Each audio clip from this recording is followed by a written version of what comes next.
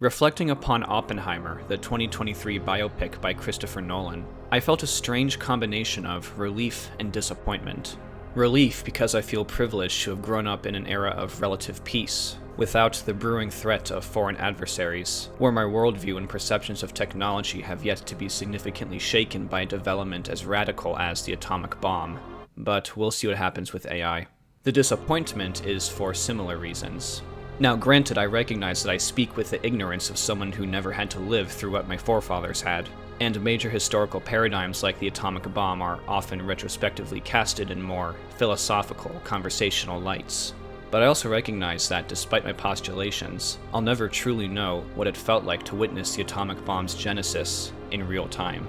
I can only sit here and ponder with limitless information and the vicarious weight of the past at my disposal, but the lived experience will forever be foreign to me. The film excels in portraying the complicated canvas that is J. Robert Oppenheimer. He is neither a cold, confident pragmatist, nor a groveling repenter attempting to disavow his creation. He is a man charged with a grave duty, a duty whose implications alter the world stage forever. For despite the international chaos and the weight of thousands of lost souls bearing down upon him, he would continue to persist, looking back on his legacy with only awe and reverence. Yet it is undeniable that Oppenheimer felt as though he had awoken forces beyond the scope of mankind. His famous line, "Now I am become death, destroyer of worlds," is borrowed from the Bhagavad Gita, when Vishnu invokes his multi-armed form to frighten the warrior prince Arjuna into fighting a war.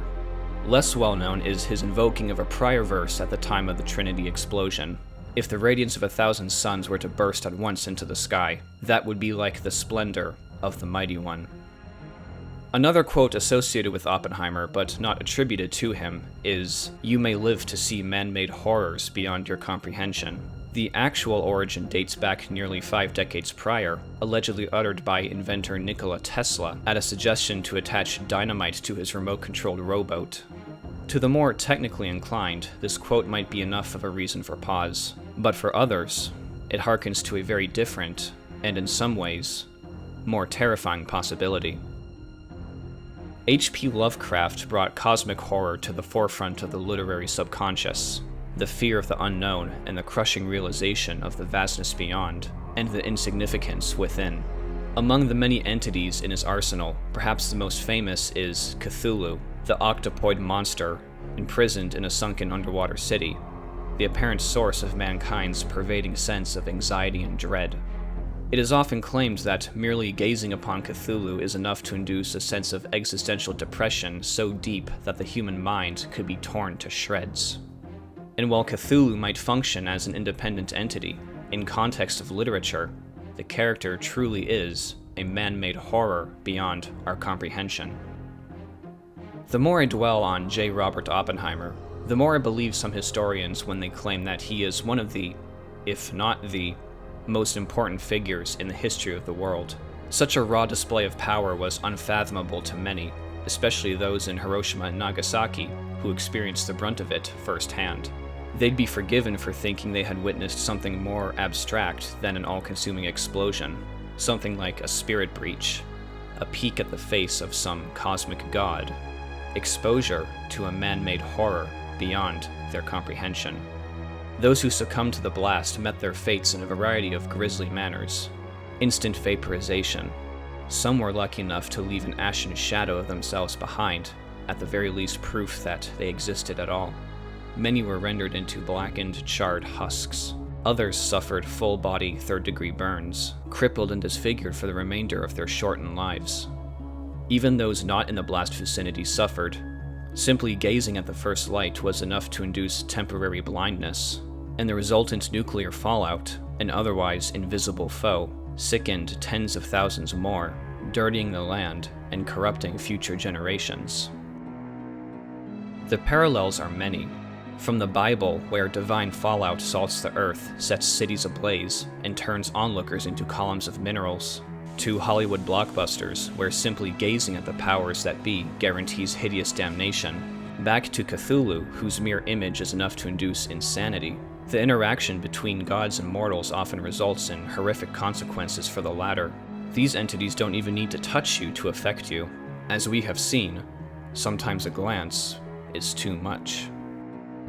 It should come as no surprise that Godzilla was directly inspired by Japanese fears of nuclear conflict. And considering the rogues gallery of kaiju that followed his legacy, one could argue that they are the modern day's equivalent of Lovecraftian monsters. Mighty beasts born from man's meddling with things they otherwise ought not to meddle with. While physical embodiments of doom and destruction are one aspect of cosmic horror, the more thematic elements are equally applicable, specifically the aforementioned sense of crushing insignificance. For amid the depictions of world destruction and the unfurling drama of the Oppenheimer security hearings, the film's most poignant moment, in my opinion, lies in a small, single scene. Japanese cities are being selected as bombing targets, but Kyoto is tossed on account of Secretary of War Henry Stimson's personal admiration of the city. Not only, the character insists, is Kyoto culturally significant to Japan, but he and his wife had also honeymooned there years prior. I was talking with a friend who also saw the film, and they mentioned how, among many things, Oppenheimer made them feel small. Small and helpless in the grand scheme of things. At the time, I understood this takeaway, but now, framed in the lens of horrors beyond comprehension, it seems to hit harder. The man-made wrath of a cosmic god spares you in the city you reside in, all because one man you never even knew existed said so. One man with a superficial sentimentality. The people of Hiroshima and Nagasaki, by contrast, weren't lucky enough to have found themselves in the favor of this one man. Thus, they were touched by the god.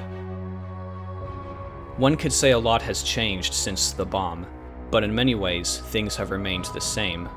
Now, seemingly more so than ever, the average citizen feels at the mercy of faceless forces occupying our higher institutions, flippantly wielding powers that mean little to them, but can have devastating impacts on the common person.